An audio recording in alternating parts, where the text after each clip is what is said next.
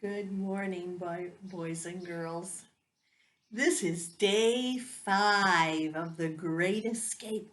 And yesterday we saw how the Israelites were able to leave the land of Egypt, leave their slavery behind after the final plague, the 10th plague, where God went into the houses of the Egyptians and killed their firstborn.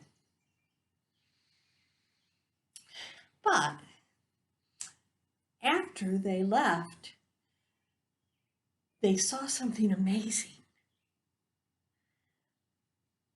because God had made a pillar of cloud, a very tall pillar of cloud, to lead the children of Israel. During the daytime. And at night, that pillar of cloud turned into a pillar of fire. A very tall pillar of fire. And that's how he was leading the children of Israel through the wilderness. They could all see the pillar of cloud ahead of them or the pillar of fire ahead of them. And God led them to a place called Succoth.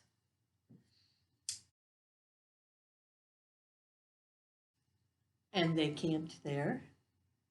And then he led them on to a place called Ethan. And they camped there. And then the Lord spake unto Moses, saying, Speak unto the children of Israel that they turn and encamp before Pahahiroth,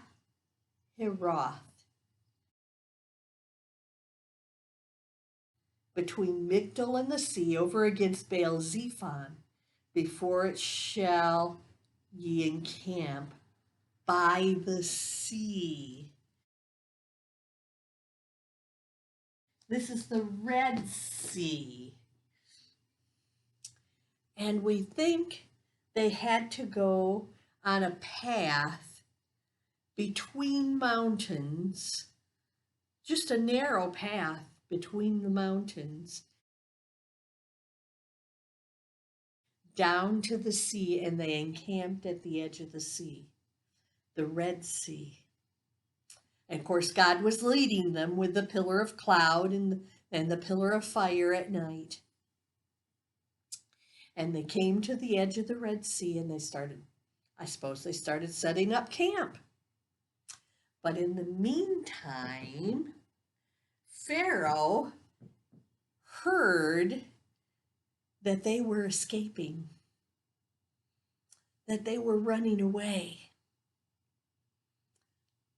And he hardened his heart again. And he decided to go after them. Because what was he going to do without his slaves? Who was going to build his cities without his slaves? He didn't want to have to do any work himself, So he gathered his army, his chariots, and he chased after the children of Israel. And he caught up with them when they were encamping by the sea, by the Red Sea. And so the Israelites, maybe they saw a cloud of dust in the back in the wilderness, and they were watching that cloud of dust, and somebody realized it's Pharaoh's army. They're chasing after us. They're coming down through the mountains. There's no place that we can go. And they started complaining to Moses. And they said, Why'd you bring us out here to die? Ah! And so Moses told them to stand still and see what God was going to do. And then the pillar of cloud that had gone before them to lead them to this place now went behind them to slow down the Egyptians. I can imagine it's nighttime and this pillar of cloud, it would be like fog, and it's dark and it's foggy. It would slow them down, right? But on the other side of the pillar of cloud, there was the pillar of fire. And that pillar of fire gave light to the Israelites. And God told Moses to hold out his rod over the Red Sea. And when he held out his rod over the Red Sea, the wind started picking up and it started blowing, and it blew a path right through the Red Sea. And it was a dry path. Now, normally, if there's water there and you take all the water away, it's mud, right?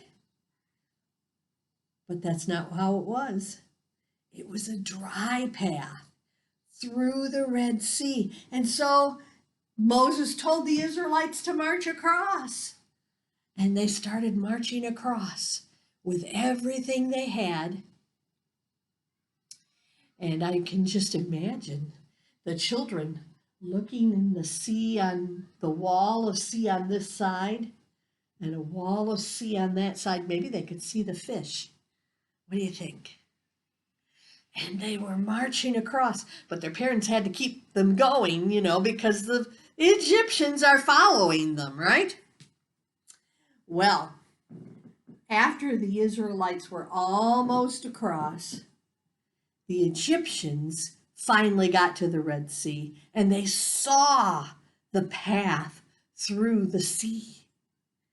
And Pharaoh ordered them to go into the sea.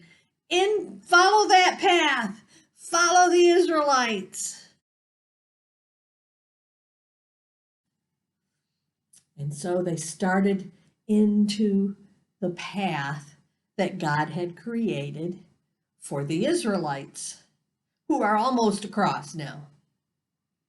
And so as the Egyptians came into the path through the sea with water on one side and water on the other side, God did something amazing. He started popping the wheels off of their chariots so that the chariots couldn't move very fast. Their horses had to drag the chariot, and it slowed them down more. And then the Egyptians were scared, and they said, God's fighting for the Israelites. We need to escape. And they started to turn around and run back the other way. But just then, God told Moses to hold out his rod over the Red Sea again.